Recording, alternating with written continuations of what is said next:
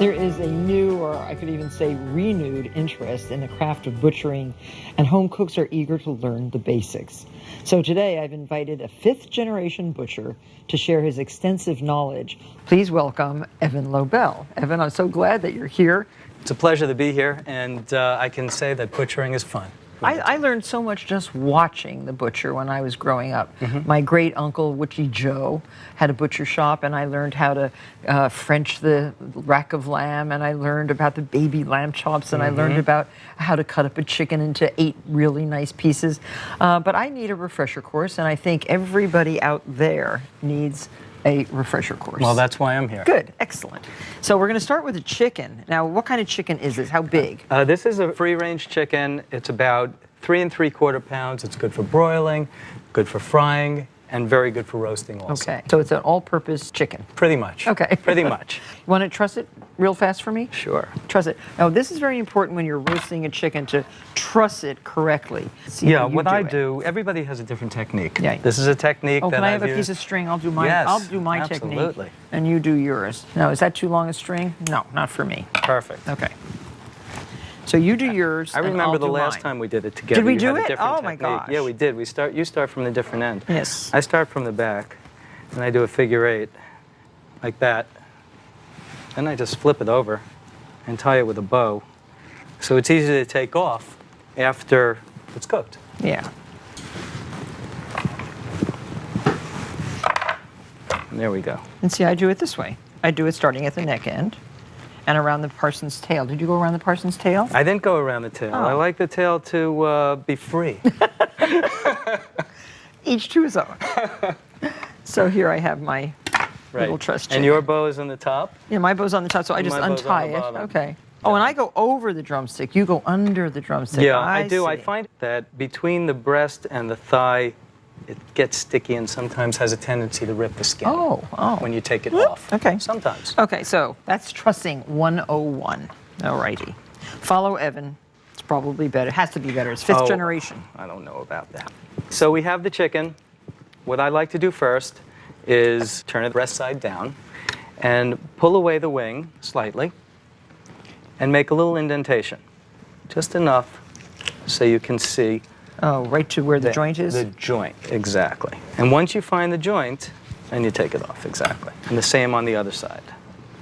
Sometimes less expensive to buy a whole chicken and cut it up into the pieces that you need than to buy the legs, the thighs, Yeah, right? absolutely. Okay. And not only that, once we get to the breast, then we can make it into a cutlet. We can leave the skin on or the skin off.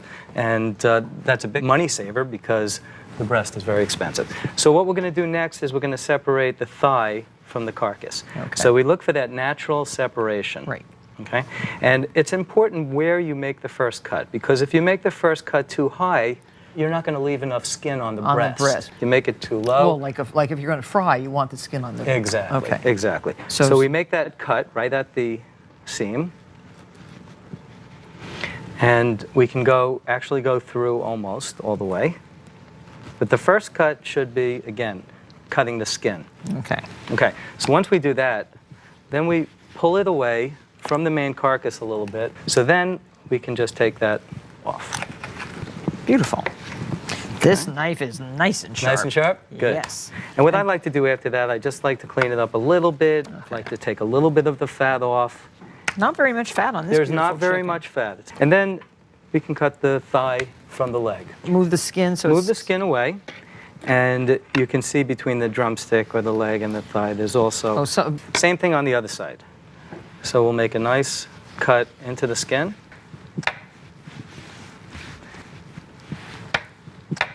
The back gets tricky at home. Okay. So what I do is I'll break it and then cut it. And there's a nice back. Now we have just a small portion of the back. I like to get rid of the larger portion of the back first. And then you can take a scissor or with a strong wrist motion downward, just straight down into the cleaver. Now, is that for the stock pot? That's for the stock pot. Okay. Now we have the whole breast. Yes. There's a little piece of cartilage right below the breastbone. Put the point of your knife, just the point, into that cartilage and go all the way down. And then put your hands on the other side, open it up, and then run your finger along the Oh, side. yes, right here to get the breastbone. What do you call that? That's the breastbone. That's the breastbone. Okay. And then you should be able to cut it in half, Okay. and it goes right through. So then we Lovely. have one breast that's finished. So we don't It take does. that out? I like to leave it in. Oh, you do? I think it's nice for flavor. Okay. I I'm think it's gonna nice to leave mine. it in.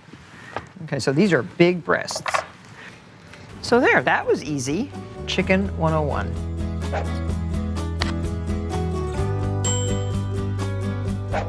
So in front of us we have like 4.5 pound legs of lamb. About 4.5. And Evan's going to show us how to bone and butterfly a leg of lamb, which is very useful for roasting and grilling. Grilling, wonderful on the grill. Yeah. Marinated, then grilled. Yeah. Okay, Perfect. well, while we do this, you can tell me what your marinade is. Okay.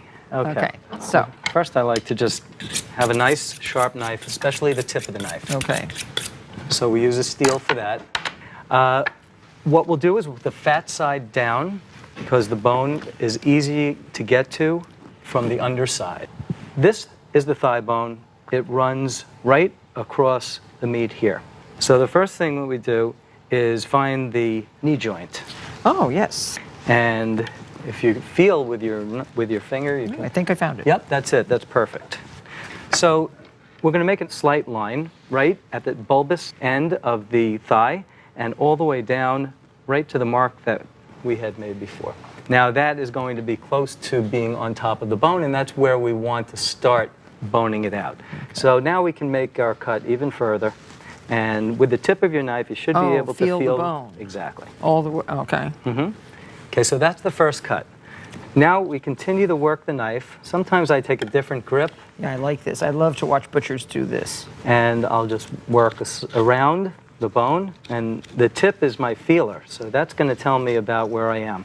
Now you don't want to go too deep. You want to go just deep enough to get to the end of the bone. Okay? And when you do, you can turn it around to the other side. And do the other then side? start from the top and do the other side. So if you feel the bone, you know you're on it, and you're not going to waste a lot of meat. That's right. The cleaner the bone when you're finished, the better the butcher better. you are. That's right. Okay, mine's very clean. Good. So then the next thing to do is, again, watch your hands here because you're cutting towards you, but you want to work underneath that bulbous area and free up this portion of the bone. Nice job, Martha. Can I come for work to work? Any day. Okay. Can I afford you? Nope. Okay. Oh, okay. So I once feel we it. expose that, we have something to hold on to get the rest of the Oh, bone okay. out. Okay, I got it. Good. So then we have that to hold on to, and we continue to work our way down. And basically, we're just working around. Yeah, I like doing this. So what would you marinate this in? I love Dijon mustard with lamb, Dijon, fresh rosemary, some red wine vinegar, some oil, and let it sit in there for a while. Sounds good. Yeah, good. So now you can start on this little portion right here of the shank, because the shank is sweet meat. So you want to go Oh. along the bone and Okay. keep that shank in Oh, keep there. it in here. You want to keep it in there. Yep. Oh, okay. Yep. Every piece. Utilize Okay. every piece. And do you grill or do you roast the lamb? I like to, if I were to roast it, I would butterfly this, then stuff it, maybe with a feta, toasted pignoli nuts, and spinach. Okay, so now there's a gland inside here that we have to get out. This is a gland that, when cooked, has a strong, pungent smell. Where is that? Okay, so what we do is, this is the top round portion of the lamb. So we pull that aside, and we want to separate the top round from the bottom round. Right And here? that's exactly it. Open that up just a little bit, flip your knife underneath, and that gland comes out. And there's the gland, you can see. Oh, it's right in the fat? It's in the fat. Oh, okay. We can just trim a little more on the inside of the lamb. There are some sinews on the leg of lamb, like in the the bottom round, I'm sorry. It's a silver skin that Oh. will be tough. Okay. And the cleaner we get it, I'm starting to appreciate the butcher more. I thought you always appreciated I it. always did, but more even. Because you don't realize, I mean, there is a lot to preparing your meat. So Okay. now we have it can be We have a lump finished of like meat. this. What I like to do is even it out. Okay. So this is where the butterfly comes in. So I separate it, or butterfly it, or open it up in two separate places. One is over here, with the top round and the shank. So I'll put my knife right in the middle and go through, making sure not to go all the way through to the end where it would separate.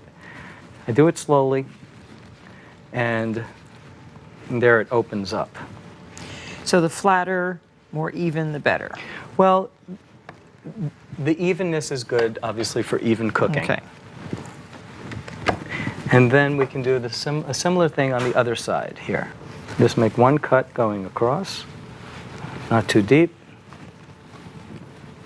Okay. And then I just like to finish it off with a nice crisscross score on the back side to keep it looking nice. Looks pretty when it's finished cooking. And we're done. Well, this is another excellent lesson, and one that I hope you can practice at home.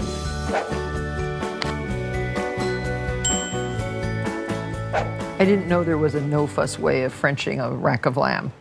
I'm going to show it to you. Okay, good. Okay. So this is the outside. Yeah, we have a baby rack of lamb here, and I've left some of the outside on just so your audience can see how much waste there is actually on a rack of lamb, and that's why they're so expensive. Just basically following the seam and pulling off the outside. So what do you do with this top layer?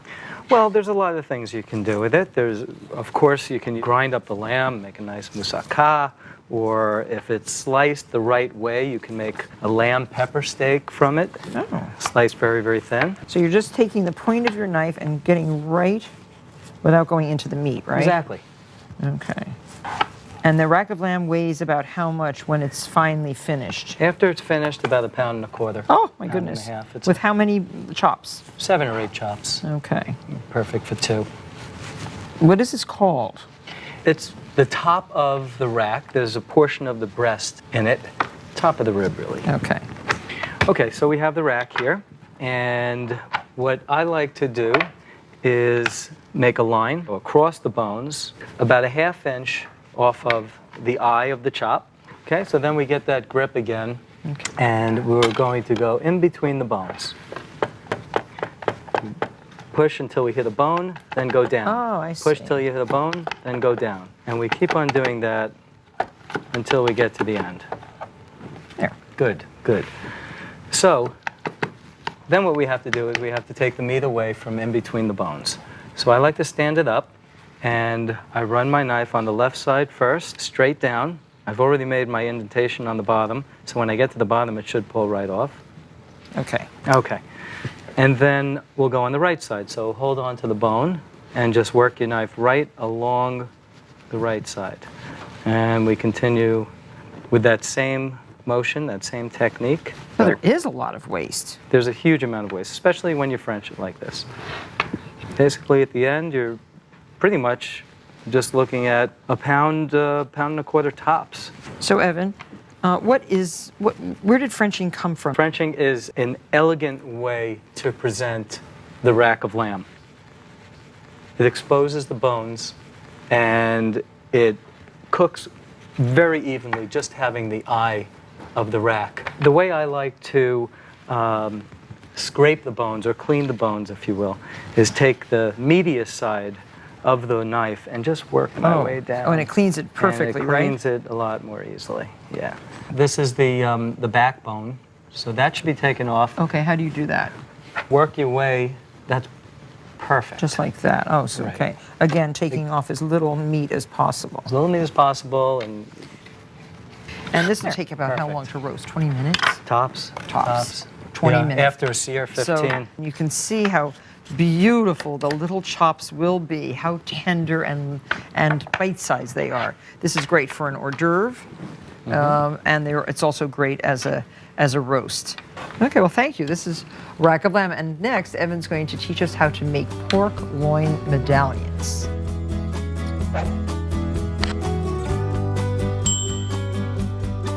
So now we are going to trim and cut a pork loin into medallions and into pork scallopini.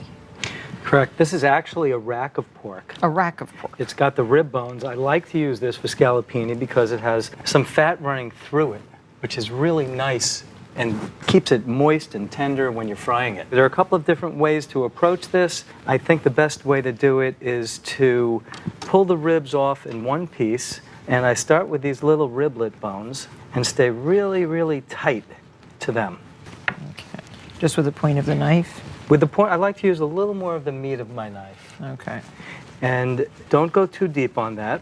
And after we get through those little rib bones, or those little button bones, I call them, we can work our knife flat and pull off the Okay. whole rib. Keeping the knife slightly upward so it doesn't go too far into the actual eye of the So meat. now in a supermarket, can you buy this cut of meat? You definitely should be able to, and if not, then get the thickest pork chops that you can, take the bone out, and we'll be able to make medallions from that. Oh, this comes off very nicely. Yeah. So now these are the baby back ribs. They're great for grilling, great for low and slow barbecue, indirect heat, and we keep those off to the side. This is good, right? Beautiful. Perfect job. Perfect. Okay. Absolutely perfect. So next step is we're going to trim the outside a little bit and make it look like it's just the boneless rack of pork here. Clean off a little bit more of the fat. Beautiful, beautiful. So we're going to use that technique that we had used before when we were skinning the leg of lamb, the silver skin. We put the knife, the tip of the knife underneath, and we'll start working our way towards us. Oh, this way. Yeah. Oh, okay. Now I feel comfortable that way. If you feel a little uncomfortable doing that, What about then this little piece that's going to come that off? should come off. Oh, it will. Okay. Okay. Oh, so then we're going to get straight down to the beautiful solid meat. Exactly. Okay. So why don't you start working from this way over. Okay. Like that? Mm-hmm. And then when you get to that point, you can almost peel it. Okay. Oh, you can. You can peel it off. And once you do that, you can take it off completely.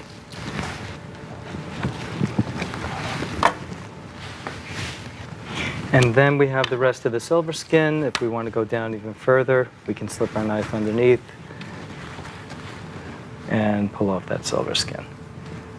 So butchering takes time, it takes patience, but the result is certainly worth it, isn't it? It's worth it, and it's satisfying. It feels good to do it at home by yourself, and you learn each time you go around. And it's very fulfilling to do it at home. Okay. Okay, so now we have the full pork loin, or part of the pork loin, mostly the rib, and we can cut medallions any size we like. Medallions Okay. are a little thicker. Like an inch thick, or? Not quite an inch. I would say 3/4 of an inch is good. Straight down. Let the knife do the work, back and forth, and nice strong at the bottom. Perfect. A couple of those. Now, if you want to do scallopini, we'll just slice it a little thinner. I would slice it about 1/4 of an inch.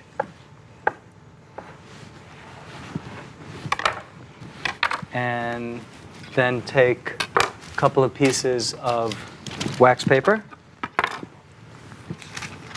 Lay it on the wax paper. And you can either use a mallet, give it a little whack. Or If you the- don't have a mallet, you can use a cleaver. Yes. Give it a little whack. Okay. But You don't have a cleaver? Not too much. Not too But much. chill it then. Then take your big cast iron skillet and give it a couple of whacks. It's not pretty, but it does the job. Yeah, so this is exactly, oh, I love that. So nice. It's beautiful. Really perfect. Perfect. So you can make your own. This is great, Evan. What a great lesson. And I love pork. Next, Evan's going to show us our final lesson on how to get the most out of your beef tenderloin.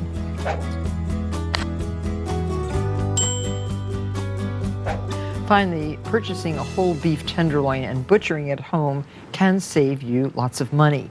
These tenderloins have already been well trimmed by Evan, and now you're going to show us how to maximize the use of this. I am. This is all trimmed up. This is a prime fillet. How many pounds? Right now, this is probably about 3.5, a little over 3.5 When you buy it pounds. untrimmed, though, it's about, what, 6 pounds? Yeah, can be 5 to 7. And any of the trimmings, they can be ground up for... Utilize everything. Yes, okay. Yes, it can be ground up. I like to look at the fillet in 3 parts. The head or butt tender, the center portion, which is the Chateaubriand, and the tail portion. Okay. And there's something that you can do with each if you don't have a party of 8 to 10 people Right. to serve a whole fillet. So what I do is I separate them out first. Turn it over, and I'm going to take off the butt tender or the head Okay. right at that Right spot. here? Yep. Okay. And we'll go straight down. Okay, so we'll work with this first. There's a lot of uses for this particular cut. I can separate off the bigger portion, the side piece, Okay. Just straight down? just straight down. And what we can do from here is make beautiful fondues. Oh. I'm using this one. Oh, this one? Yeah. Oh, fondue. Yep, you can make a perfect fondue with this, like that. Oh, okay. So cut on an angle, You can cut on a slight angle. Yep. and then cut this in half? Cut it in half. you want so chunks? it's- I would say about like that. Okay. Oh, so this is a good use for this, and it's the best meat. And it's tender, it cooks fast in the hot oil, and it's something that most people don't think about. So you have that there. And children love fondue. Absolutely Don't they? love it. Yeah. Absolutely. The next thing that I like to do from this is just what you're doing without cutting it. You can do a stroganoff for stroganoff. Classic stroganoff is Is used what? with filet. Oh, just pieces of meat like that? How, Pieces about a quarter of meat an like inch? this, about a quarter of an inch. Slice it right down. Okay, now what about this? With this, I like to do maybe a pepper steak. So I'll cut it lengthwise here and flatten it down just a little bit with my hand.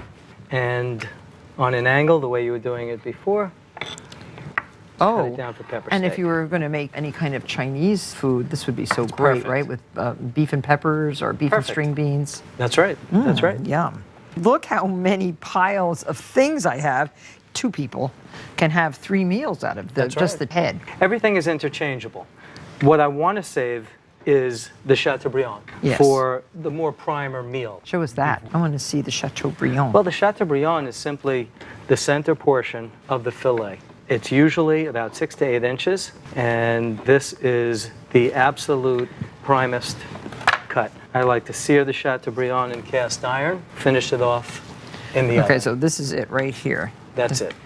That part to Yep. here? Yep, so we're just taking off the tail portion. Okay.